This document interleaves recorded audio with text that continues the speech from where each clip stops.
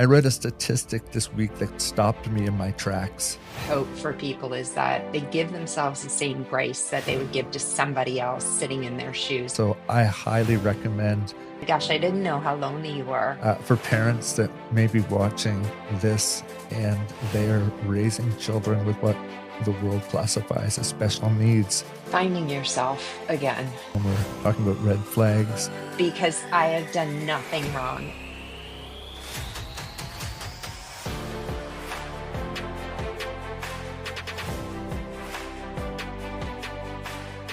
hey friends, I read a statistic this week that stopped me in my tracks. In the United States, 1 in 3 women will experience either physical or emotional abuse in their lifetime. And when that individual, she leaves the partner, their income drops by nearly 45%. And for caregivers, that stat doesn't get much better. Nearly 70% report symptoms of depression or burnout or never even ask for help after they leave the caregiving world.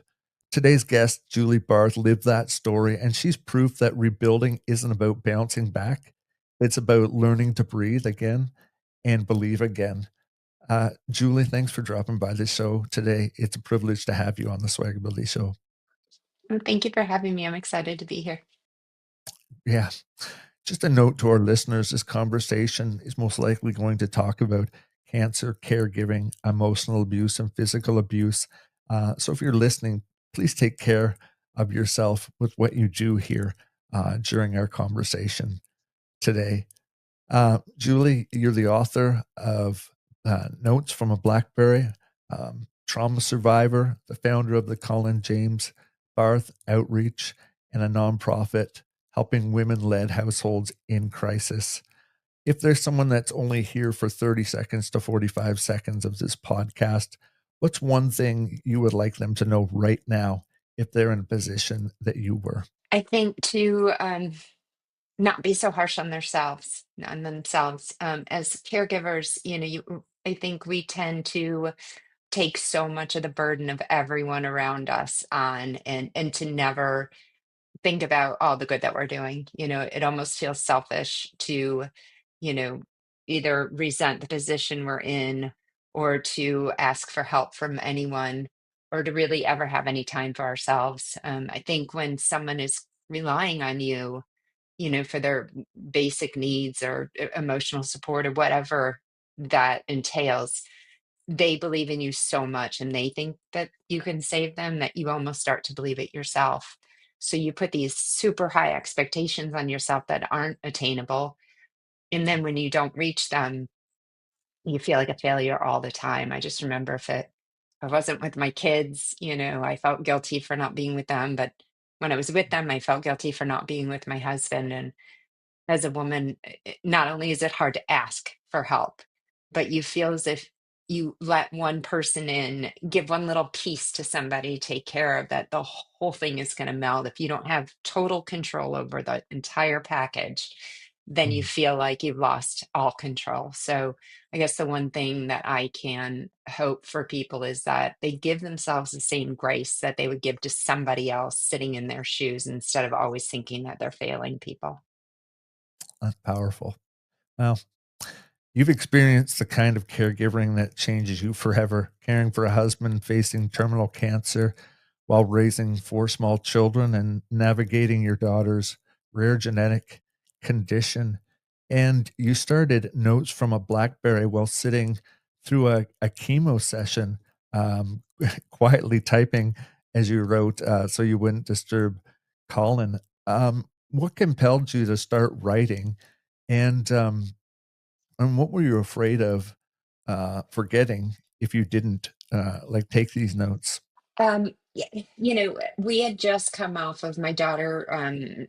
She was eventually diagnosed with primordial dwarfism, but when she was born, it was 4 years of not knowing what was going on, bringing her in for doctor's appointments, and literally just thinking she had a cold. And the next thing I know, she was flatlining.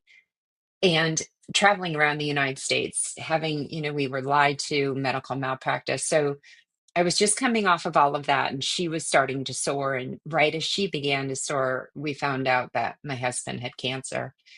So I would go to his appointments with him, and anybody who has, I call it the chemo world that you don't even understand till you're there. Yeah. They set you in a little chair next to the person you're with, and you just sit there and you can almost like feel the gravity of all of it. And nurses try and make light, so they come over and they have conversations with you, and and I would find myself just throwing up on them, like, and then my daughter, and just it was like I had this story to tell, but I was telling random strangers, and it felt like I just kept saying the same thing over and over. And so I finally just sat back and said, you know what, I don't even know what compelled me. I just thought, I'm going to write this all down. So I Mm. started telling her story. And then I guess in the back of my head, somewhere when it flowed into Colin's story, I thought, my children, my youngest was 6 months at the time, my oldest was 10. And I thought, My kids are never going to know him." I didn't want to believe that, but realistically, I kind of knew. Um, so I started telling, the story of us, because I think as adults, you always think there's time to tell your kids, and you almost think that they learn, through genetics where they came from and their parents' stories, because you don't tell them, and then time runs out. And I just wanted them to know not just our past, but the present and how hard he was fighting to be there. Yeah. When you reopened them, those files, I don't know how many years later it may have been. What kind of emotions came rushing back, and did rereading them help you heal or reopen wounds that you thought had closed? It was about 12 years afterward. And, it was after going through, Tatum had cancer after the book, and, having the emotional abuse of the second marriage. I remember reading it almost to the point of being numb. And because when I left my hometown, got remarried, I left everything in my past. I thought, well, if I just don't acknowledge it, it won't exist. I didn't want to be me. I was just going to start a brand new life, forget the old one. So it was almost as if I was like rediscovering myself. And I will say that I was reading the book almost as someone who comes to the table who doesn't know my story reads it. I was shocked at some of the things because I was on survival mode. I wasn't there really. I was there, but I was running through the motions. So when I read it, because I've read it several times, my first thought was, gosh, the crazy things didn't even start yet, Yeah. in my life. And my second thought was, I can picture, it's weird when you hear your story because there's an audio version of it. And it's almost as if I picture somebody else. Like when I listen to the book, I don't picture myself doing it. I picture somebody else. So I guess that's how like out of body it was for me during that time, that a lot of it I don't remember. And if I do remember, I view it from the outside instead of internally now. You said that caregivers often believe they can save the person they love, but in the end, that's a burden no one can carry. How did you balance hope and reality during those months? And what did that experience teach you about love and even letting go? Well, I think that right out the gate, you have hope. That's all you have is hope. You want them to be here. You want them to stay at any cost. You think the worst thing in the entire world could possibly be to lose somebody, to lose a person you love. But along the road, you find out that there are worse things than losing somebody physically. Um, I think the hardest part was when my hope turned from hoping that he stayed to hoping that he would go. And, that's a burden, I think, that's even harder than saving someone, because you you're so torn by wanting them to stay, but you also want them to go at the same time. So there's this internal fight within yourself. And then when they go, there's this guilt at ever wishing that they weren't here anymore. But you don't it took me Yeah. many, many years to recognize how truly guilty I felt for feeling resentment that I was saddled with watching him die, and resentment that he wouldn't give up. I mean, how horrible is that to say? But he was, he couldn't see, his faculties were gone, and rightly so, he wasn't going. And it was, there was an angst in me, like upset that he was still here. And then I was upset with myself that I was upset that he was still here. So there are very complex feelings in all of it when the hope switches from hoping they're here to hoping they're not here. And that switch changes your outlook on life forever. I used to be a very big hypochondriac and think, oh, the worst thing that could happen is dying. And now I recognize that that's not the worst thing that can happen. Yes, it's sad and it's horrible, but there are many other things that can go on, that are so hard to watch, and the suffering that happens. Yeah.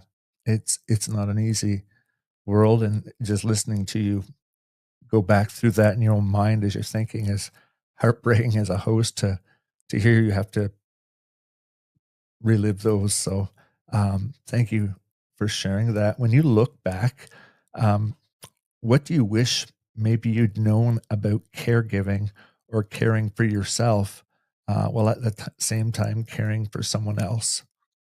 I think the hardest part for me, when people read my book, they always say, "Gosh, I didn't know how lonely you were." And if somebody had come to me at that point and said, "Are you lonely?" I would have said, "No, absolutely not." But I think when you're in a caregiving position, you lose touch with the real world. You lose touch with your friends. You stop checking in with them, and necessarily people, they don't tell you their good news anymore, because they feel as if I tell them my good news, then I'm bragging, or they're going through such a hard time. But really, all that does is make you feel like nobody else's life is going on, or they're not sharing anymore. And then it just creates this huge buffer and barrier in between you, your friends, your family, and the real world. And I wish I had seen it at that point, because what ended up happening is, as they pulled away, I was more than happy to push them away. And then the resentment started. And I'm one of those people that, just if something's too much, I'm out. Like, I can't do this, I'm leaving. And I really had this perspective that people didn't want me around, that they didn't want to hear my sadness, that they couldn't possibly understand it. So I wasn't even going to try. And instead of accepting help from other people, being honest about how I felt, asking, telling someone that I was more than I can handle, I just kept playing this, "Oh, no, everything's fine here. Don't look over here." And I was playing a person that I really wasn't on the inside. And I think that it took me many years to get past that and think, people didn't walk away from me. I pushed, and then I walked. Um, so I wish I had known that I was the one that closed myself off to a great extent. Not that there weren't people that didn't close me off, but a lot of it was perpetuated by me worrying what they were thinking about me feeling as if they were judging me, when in reality, I don't think anyone could have ever judged me as harshly as I did myself. And I put that on other people. Ladies and gentlemen, you've got to get your hands on uh, the book she's written, Notes from a Blackberry. I'm able to, as a host, listen to these answers, but I'm listening to them in light of reading the context of the full book, and so I highly recommend you go out and get a copy of the book. I think it's a great self help. I think it's a great um, helping put things in perspective, and you do a great job describing the inner fight that's within you, and just sharing your memoir. So, um, yeah, let's talk about Tate um, for a bit. Your daughter Tate, I think she went through over 40 surgeries, if I'm not mistaken, in cancer. Yet now she's an artist sharing her light online. How's watching her create changed your understanding of resilience and beauty in imperfection? She, it's funny. Tatum is, there's no reason why she's here. As you read the book, you only read part one. Part two got even dicier. I literally watched her die in front of me more times than I care to talk about, but there's still that part of her that just wants so badly to be a part of the world. And her art, she just perfected on her own. She is, the smallest person I know, but has the largest personality I know. And it's not an overbearing personality. She just has this way about her where, she's very limited in being able to communicate because she lost her vocal cords, or they were, damaged. She lost her ability to walk around a lot, but, she is the most stubborn human being in the world. And sometimes when we go toe to toe, there's that Tatum, I'll tell her something. And right out the gate, I can see her face just be like, nope. And as much as it frustrates me, I think that is the reason why she is still here, because she listens. She's a bit like me in this. I'll listen to what you have to say, and I'll like let it play around for a little bit, but then I'll be like, nah. And I'll choose not to go with it. And that is how Tatum approaches life. Like, I mean, from day one, they said she wouldn't be born, then she wasn't going to sit up, then she wasn't going to talk, then she was, anytime somebody said she couldn't do something, she did it, not in a bragging way, just in a, oh yeah, watch me kind of way. And she really, she is like no one I've ever met in my life. She's given me such a perspective on the world, on what's important about, really our responsibility in the world and how to take care of other people. Because even though she is who she is the first person to find something when I can't find it. Or, she'll be standing there with my keys as I'm trying to leave the house because she's already found them, knowing that I needed them. She's just she is a miracle in every sense, and I'm not just saying that. She just really is. For parents that may be watching this and they're raising children with what the world classifies as special needs, what encouragement or perspective has helped you most as you've watched Tate grow that maybe you can pass on to those that are just coming into this for the first time in their lives? I think that we all like to believe that doctors know everything, but they don't. I think that when you get into the special needs realm, specialists, you have all these specialties. You have the occupational and the physical, and each one of those people comes to the table with their goals for your child, and they're wonderful goals. And I think they're, I couldn't be in that medical field doing that. But as a special needs parent, don't ever second guess yourself. Don't ever, sacrifice what you want for your child over what somebody else tells you that your child needs. Everyone was very, oh, Tatum needs to, count to 10. She needs to. And I fought against it a lot because I thought, you know, I know what's important for me, for my family, and I want her to be able to do everything that she wants to do, not what you want for her to do. And I think there's a big discrepancy in that. I was never concerned about anything besides her being here. When she was a baby, she had a trach, so the nurses would say she can't go to the pool. The doctors would say she can't be in crowds, and my perspective was always, well, why are we preserving a life if we're not going to let her live it? So I had so many Mm. people very upset with me for many, many years because I wasn't following protocol, because I wasn't taking her in for her checkup when she needed it, or I, wasn't didn't take her to OT, or I didn't. So to those of you out there as a parent, your heart is telling you what your child wants and needs. I'm not saying debunk what other people are saying. I'm not saying make stupid choices, but I am saying you know your child best. You know what they need, and you and your child can decide what is important in life, not somebody from the outside telling you what they want from your child. You've survived different kinds of battles, years of emotional and financial abuse that have left deep scars. Um, in your book, you said you sensed something was wrong by day two.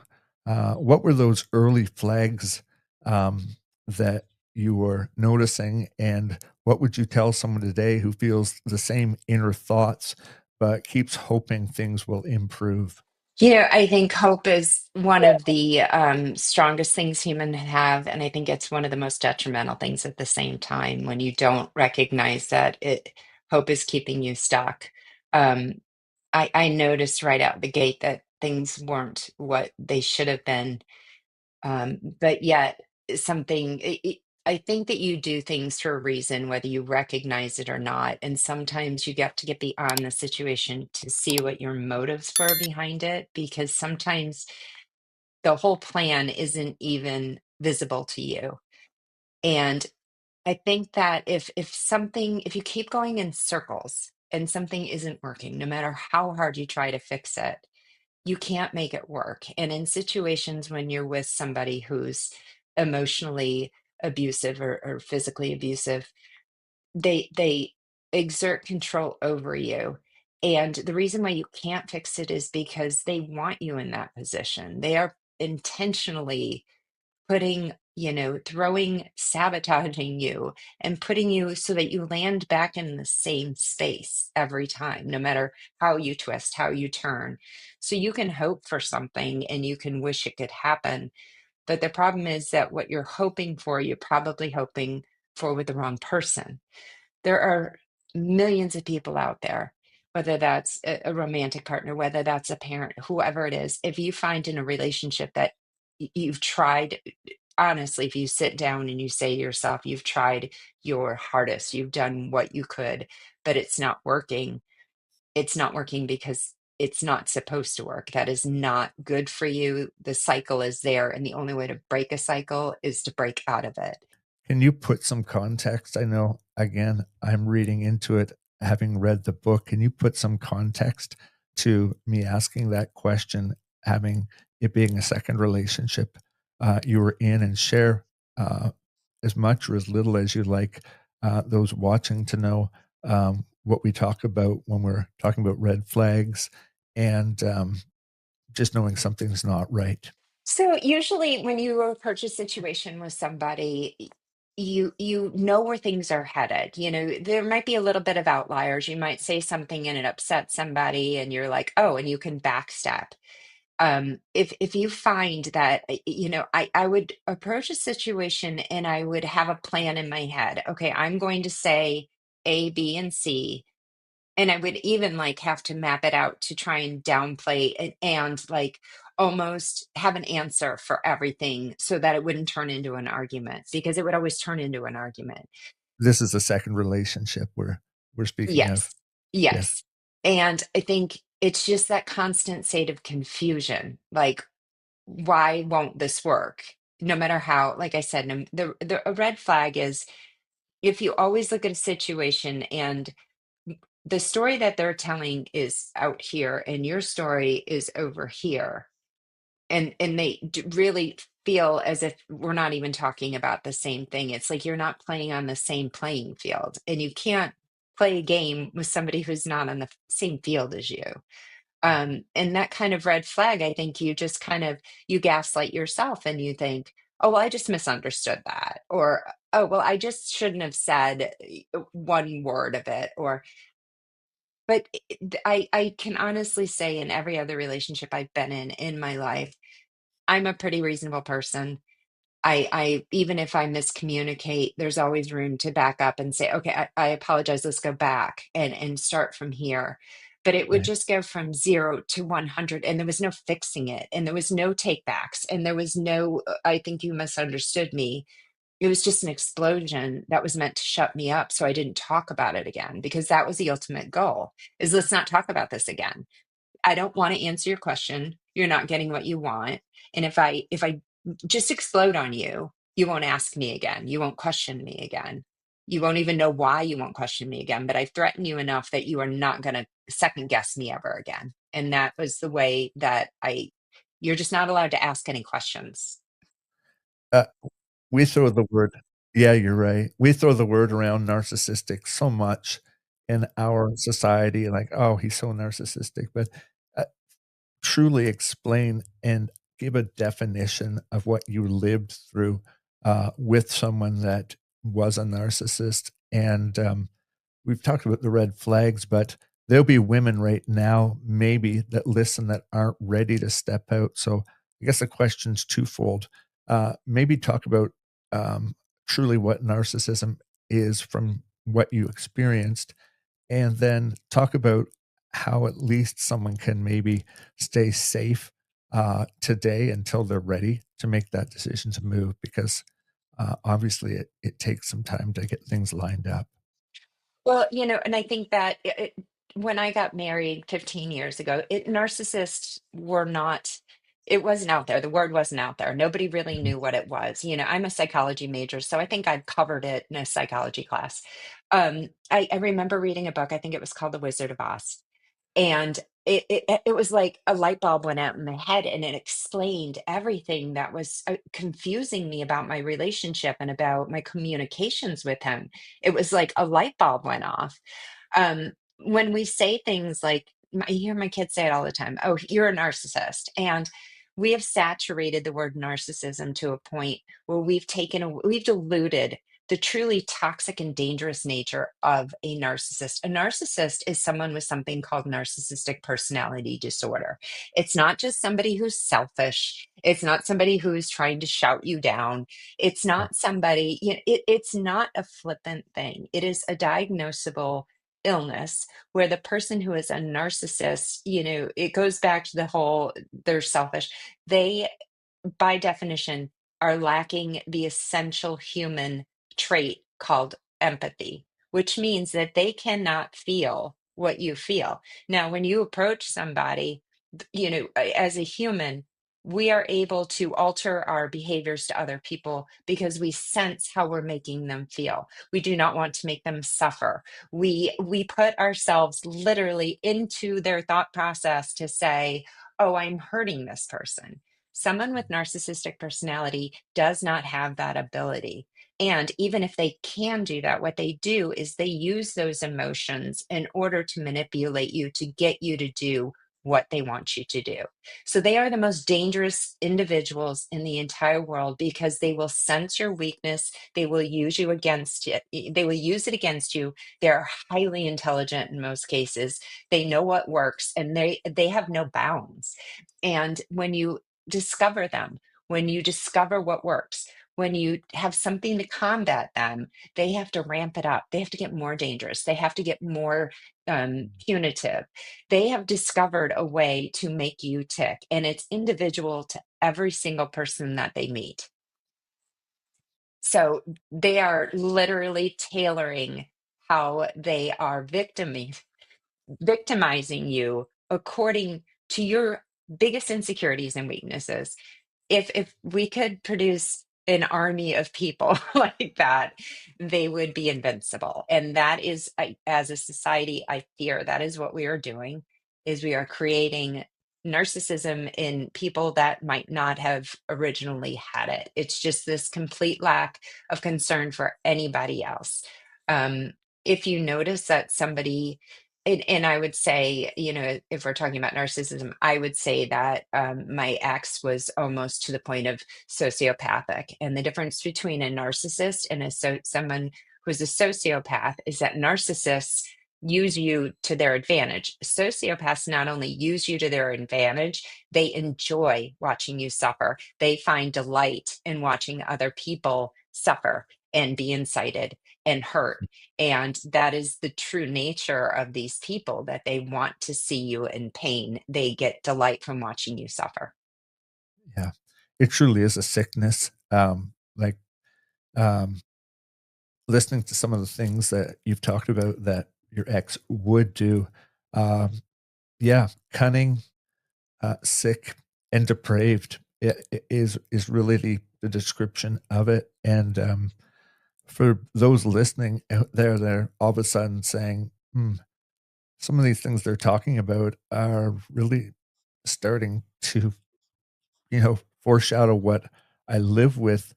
What was your first conversation, Julie, to someone, or to start the out of that? Was it to a best friend? Is it to mental health? Is it to, or is it to the individual you're with and then you're gone? Because there's gotta be a conversation that starts somewhere, right? Yeah, I would definitely not have that conversation. If you even feel as if you're dealing with somebody who is this caliber, do not have a conversation with them because they will convince you out of it every time. Just as you're about to unveil them, they will get dangerous. If you are about to leave them, they will all of a sudden turn around and be nice. They are so good at discovering exactly what you need. I liken it to someone choking you out, right? And just as about you're about to pass out, what they do is they'll let go. And all of a sudden, they almost become your savior, as insidious as that is, because they are no longer choking you. You feel as if they're the one saving you. On top of that, these people don't just stop with you. They not only want to make you suffer in front of them, they will do everything behind your back to make a case that you're crazy, that there's something wrong with you, that you are somehow abusing them. They will turn the tables and tell everybody behind your back that you are doing the exact thing to them that they are doing to you. And you will not even know it because people will not tell you what's going on because they really will think you're crazy because you're acting crazy because they're getting you to react. So, my Mm, advice to anybody who is in this position is stop making excuses. Stop thinking you can control anyone else's behavior. Stop thinking you can minimize the carnage that this person is causing to you in your world. Stop thinking that they're going to come back and be the person you want them to be, and stop making them the person that you think they are. Yes, they really are doing these things behind your back. Yes, they are probably lying to your face. Yes, they are telling everyone you're crazy. And no, you cannot trust people because the very people that I thought I could trust were under the assumption that everything he was telling them was the truth.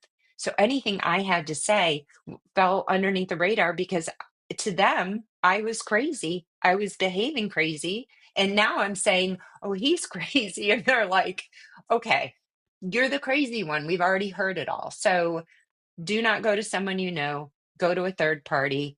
I would not discuss it with anyone unless you truly know that they're an ally. And if you really are questioning and you wonder, because I did, am I crazy? Is this me? Because I was doing things I had never done.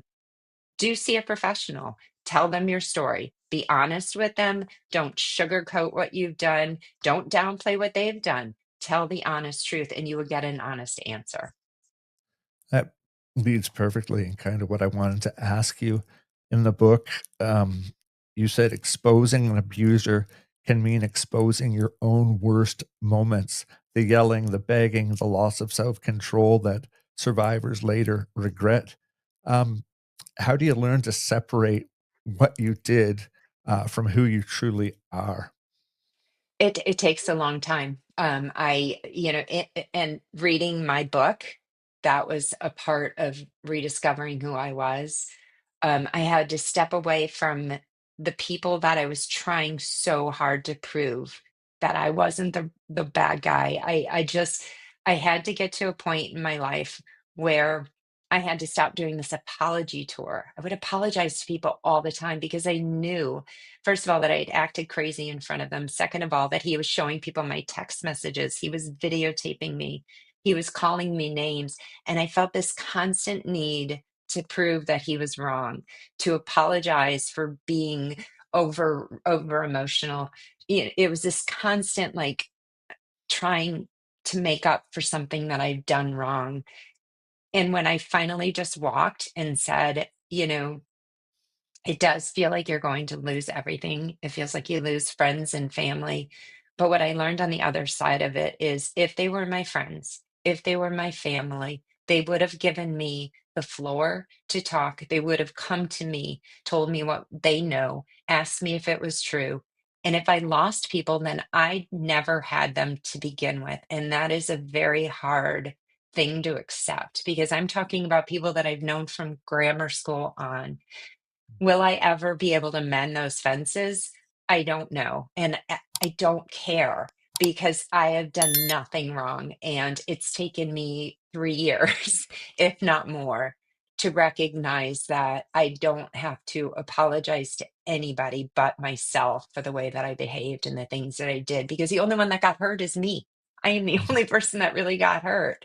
If people walked away, again, they were never there to begin with. And the people that stayed are truly, I can't love those people and appreciate those people more in my life. I feel blessed every day for the people that stuck around, that I can always trust and that will always have my back. And I know who they are now. Is there a mantra or a truth that you kind of lean on when shame tries to creep back in?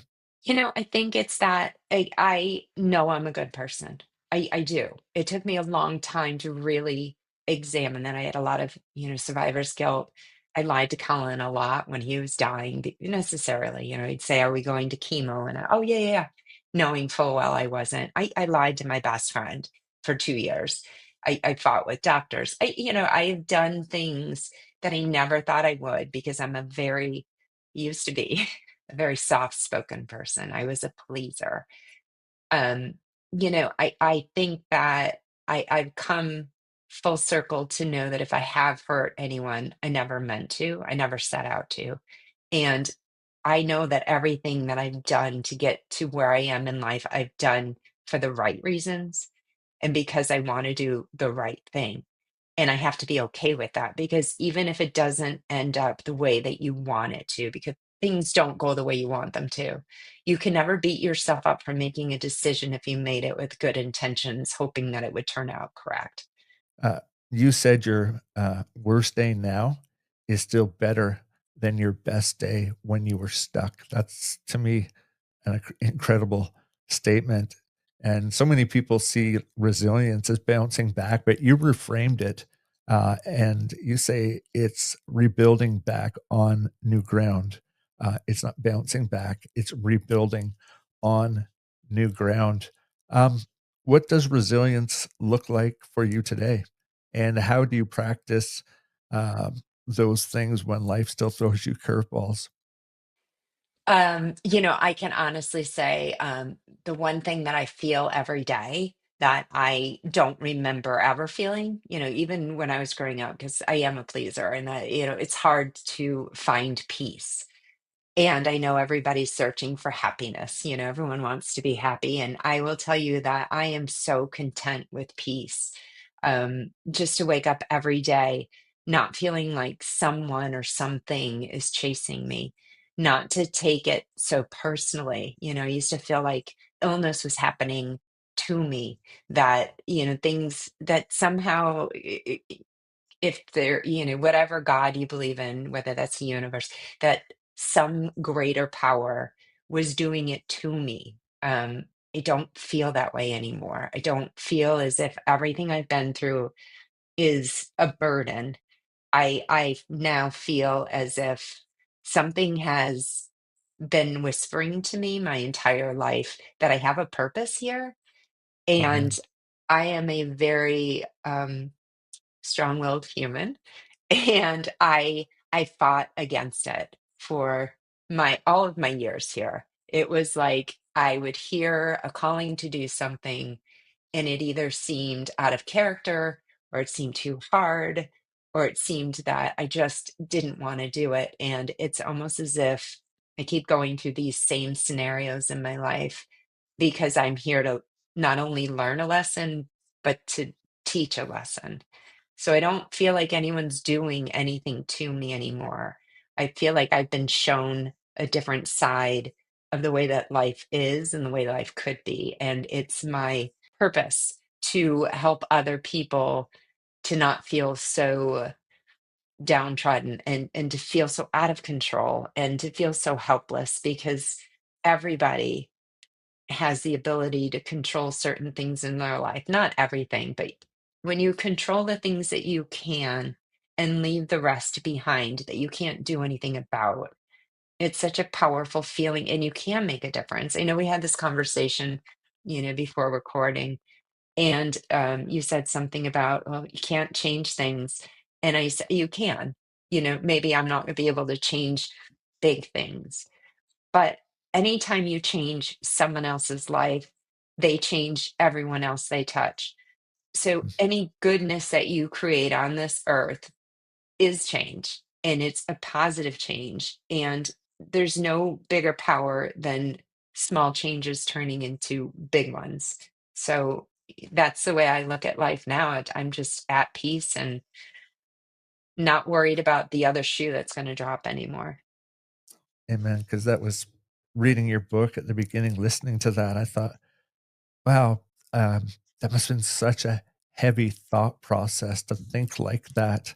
And to hear you come out the other side of it, and you have so much innate value that you've been uh, given and so much to share. And I think you're doing a phenomenal job at it. One of those things, and I'm cognizant of the time here before I let you go, but you talk about a 3-step grounding practice. Would you expand briefly on that and what that would look like, um, putting it into practice for someone who feels like they're being overwhelmed? Um, I think that you just want to, when you're presented with a problem, as I said, there's things that you can do something about, and there's things that you can't do anything about. So when a problem comes to me, I take it apart. And whatever it is that I can't change, whether that's illness or someone else's behavior, I let that part go. Because when you lump it all together, you can't tackle it. So I take that piece that I can control, and once I have that piece I can control, I try and change whatever it is about that, so that when you're in a position where you're actually taking action, you feel more powerful in doing it. If you sit and you worry about something, it doesn't happen. So I just try and take a situation apart, find what I can control, then I take that piece and I set goals for myself. And once you have one goal, it turns into two, into three. I think just not looking at the overwhelming nature of something and getting Yeah. bogged down by things that you can't do anything about. And I'm so glad we had that because you're right. We have the power to change something. Um, we we make changes every day. It's just that feeling of being stuck. Um, I think knowing that there is an out. I think the overwhelming part is where so many people get stuck. Um, you've written the books. I didn't forgot about the second one, but Notes from a Blackberry, and the second one, Thorns, Thorns It's to Blossoms. from blackberries to thorns. Okay, yeah, I thought there was. Um, where can someone get a hold of these resources today? Well, the And second one hasn't been released yet. okay, I'm working on it. Yeah, I keep saying it's coming out in fall. Yeah, and people are like, it's fall. So I'm working on it. But if you go to my website, juliebarthauthor.com, it's my first name, last name, and then author. There are tabs on there for my books, podcasts, my appearances, and then my daughter's art, Tatum, which I told you about. All of her art is there as well. And the proceeds from her art go to fund the Colin James Barth Outreach, which is my charity. So all the tabs are there. There's many ways to get involved. We're always looking for companies who are willing to take on women who want to work remotely and more gainful opportunities than just minimum wage, and get involved when they can while they're still at home. And when you were asking what steps you can take, I am the person that answers all of the emails. So if you need help, you know, if you're just looking for somebody to help commiserate, or at least to, give you, yes, you are right on the right track, or actionable steps. I am here, and I'm the only one that mans it. And when people reach out to me, it gives me fuel to keep going. There's nothing I love more than when someone hears what I have to say and does reach out, whether that is for help, whether that is to get involved, or just to say, I heard what you have to say and it meant something. Um, as somebody who's out there trying to do good work, just that little nugget of you made a difference is all you need to continue to try and make a bigger difference. absolutely. And a call to action for you is that we know it takes finances to run an organization and to truly make a difference. And when I stumbled across those statistics that I'd read, 1 in 3 women that are affected, and then wages go down 45% for them. Um, I think your organization has so much to give, and if you're able to, and you're listening to this, please visit. Is it juliebarthauthor.com to make a donation, or how can someone make not only get your book, but how can someone make a financial donation to increase the amount of work that Collins Outreach can have? So when you go to my website, again, there's tabs that you can go to. It'll shoot off to our it's called the cjboutreach.org. But again, there's a tab for that. And again, my daughter, who the one that has special needs, she does wonderful artwork and jewelry, and all of her products are being sold. If you like a design, we can put it on a t-shirt or anything else. And actually, we're just launching a new campaign right now. We're trying to return to holiday cards. So she's done a whole line of Christmas cards. So we're testing them out. I'm posting them.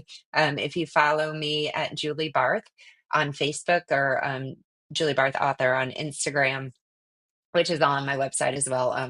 We're trying out different designs that she's drawn, and hoping to get some pre-orders so we know how many people are going to be involved. And we're really excited about the campaign. And Tatum, when people buy stuff from her, you can't be here to see her face, but I can. And she wants to give back, and that's why we set up what we did, because she believes in the charity as well. The charity really was formed to help the many versions of me, because there have been many versions of myself who have needed help, and everyone goes to government, but you have to lose it all to get anything. So we believe that no woman should have to jeopardize their children's safety because they can't pay for something, legal defense, mortgage, whatever it is. So what we try and do is match you with other organizations that you're eligible for, and whatever you're not eligible for, we try to step in. So any way you'd like to get involved, we're always looking for volunteers. Anyway. That's a wonderful, wonderful organization. I can't say enough about it. And I'm excited for your second book that's coming out as well. Just before I let you go, one last question that may help a lot of people out there who may hear this. Finish this sentence for me, if you will. Healing is. Finding yourself again, remembering who you are.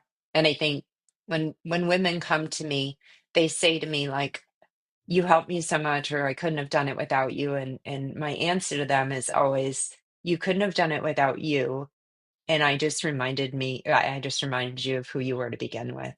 Uh, Ladies and gentlemen, Julie Barth, and we appreciate your time. All those links will be found in the show notes, and I highly would recommend that you pick up some of Tate's art and get involved with the Colin James Barth outreach. Such a need today. Julie, all the best to you. Thank you for taking a few minutes of being on the show with us. Of course. Yeah. I'd love to come back again anytime. We want to have a 2.0 for sure. Ladies and gentlemen, if SwagAbility is of interest to you and you wonder what we do, our goal is to help individuals with disabilities who have gone through trauma, or for caregivers that are facing burnout. Our whole desire is to see people to thrive wherever life finds them. And so until next time, friends, stay safe, stay healthy, stay strong, and remember, thrive wherever life finds you. Swags out.